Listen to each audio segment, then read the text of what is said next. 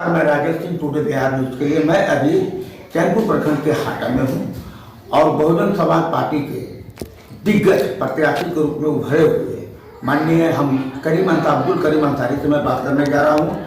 अभी तो प्रत्याशी घोषित नहीं हुए, लेकिन इनका जो जमीनी से जुड़ा हुआ जो समाज सेवा है, जो आप नया नहीं है, बहुत रोलों से है, लेकिन इनका जो अभी मैं देख रहा हूँ चैनपुर विधानसभा में चर्चा का विषय बना हुआ है।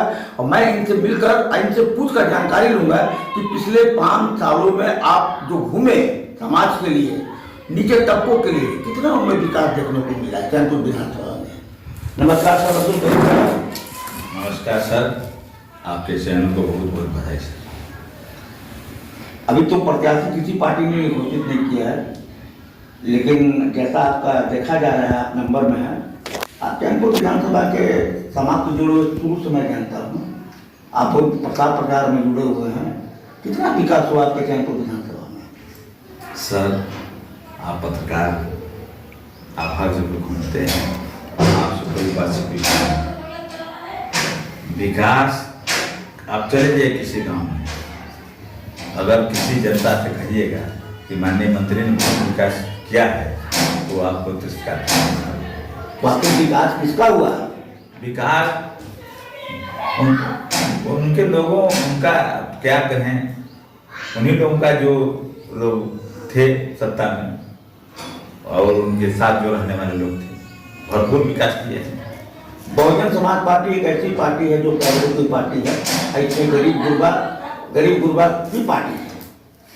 आप बहुत उभर रहे हैं, आपको प्रचार प्रसार से ऐसा लग रहा है कि इस बार पार्टी का मेहरबानी आप पर होगी, लेकिन एक हल्का समाज में हल्ला का फैलता रहता है कि बहुजन समाज पार्टी पैसे देकर टिकट देती है।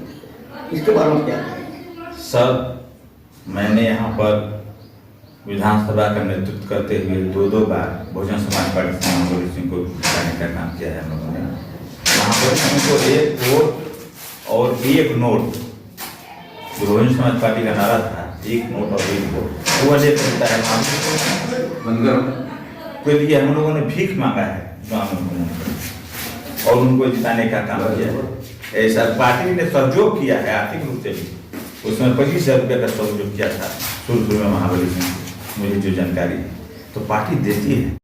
विष्णुतोर बिल को 2020 में घमंडी नेता, खनन के रूप में माफिया, घोटालेबाज नेता के नाम पर विधानसभा से उनको हटा दिया। आप ही की पार्टी ने उनको किनारे कर दिया और शायद आजाद भारत के इतिहास में पहला रहा तो उतना वोटिंग हुआ, ये आप ही जानते हैं। फिर वर्तमान में संसद कल्याण मंत्री रमाभाई जी थे, जनता ने उनको जिताया, विश्वास रखते हैं। हाँ, लेकिन जो किशोर बिन के आने आज़ादी के बाद ये क्षेत्र बड़ा शांत बहुत क्षेत्र है, लेकिन चैनपुर विधानसभा भी पशु तस्करी, हत्या, जहाँ तक मुझे मालूम हुआ, मैं पुष्टि नहीं कर सकता हूँ, मैंने सुना है कि आपको ड्राइवर को हत्या करके दिया गया, इसमें कितनी सच्चाई है? जी सर, कहने पर तो यहाँ तो कहते हैं कि जंगल राज का खात्मा हो गया है, यहाँ पर प्रशासन का राज है, यहाँ पर सब लोग खुशहाल हैं, राज में चढ़ सकते हैं, कहीं कोई पूछने वाला नहीं। लेकिन मैं समझता हूँ कि पिछले कई सालों से माफिया तंत्र इतने बड़े पैमाने पर उभरे हैं, चाहे पशु तस्करी हो या रोड रॉबरी हो या शराब तस्करी हो। अब मैं क्या कहूँ, मेरा ड्राइवर अभी पिछले महीने घर से उसका लापता हो गया और सरैया पहाड़ में ऊपर उसकी लाश मिली। 1 महीने होने जा रहे हैं, आज तक अपराधियों का पता नहीं चला। और यह सरकार कहती है कि हम अपराध को पूर्ण तक कंट्रोल करेंगे, तो आपको प्रमाण।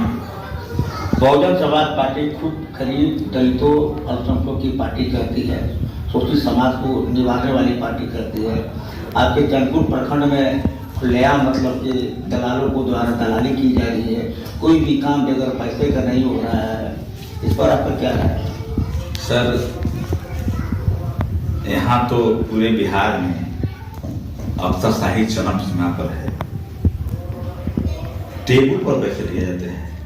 ये तो कर्मचारियों की बात कर रहे हैं आप, छोटे छोटे कर्मचारियों को, मैं बड़े अधिकारियों को भी बात करता हूँ कर्मचारियों के साथ साथ। टेबल पर खुलेआम पैसा लिया जाता है और किसी बात की शिकायत करने पर उल्टे आप पर इल्जाम लगाया जाएगा कि यह दलाल है, दलाली करना चाहता था इसलिए यह हमला कर रहा है। उसके ऊपर उल्टा केस भी हो जाएगा अगर कोई इसका विरोध करेगा तो। मैंने देखा है तो यहाँ तो खुल कर घुसखोरी चरम पर है, पैसे की लूट है। आम जनता सही काम को भी लेकर जाती है, बिना पैसे से कोई काम नहीं। बढ़ावा देने के लिए बहुत पैसा दिया। आप अपने विधानसभा क्षेत्र में पर्यटन के नाम पर बहुत पैसा आया, चाहे राज्य सरकार के द्वारा है चाहे केंद्र सरकार के द्वारा है। इसमें कक्कड़गढ़, केदारकुंड, माँ मुंडेश्वरी, कितना विकास हुआ है।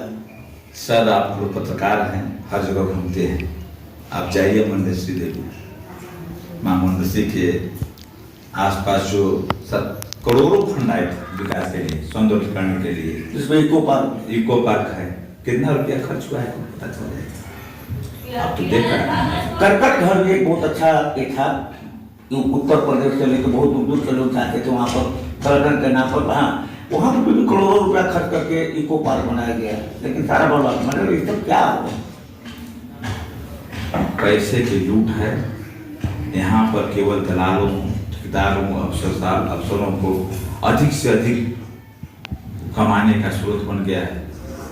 आप जाइए उसकी क्वालिटी को देखिए। हर काम की मैं बात कर रहा हूँ, कोई काम हो रहा है, चाहे करकट में बात हो चाहे और जगह बात है, क्वालिटी आपको पार्टी के नाम पर नगर नहीं है। इतना भ्रष्टाचार, इतना खराब क्वालिटी तो मैंने पिछली सरकार में नहीं देखा। सिंचाई के नाम पर कितना कार्य हुआ है। लोग तो कहते थे कि सिंचाई का मैं नदी बहा दूंगा, ये कर दूंगा, कोयरा नदी को इस नदी से जोड़वा दूंगा। कहाँ से कहाँ है, मन में कितना विकास हुआ है।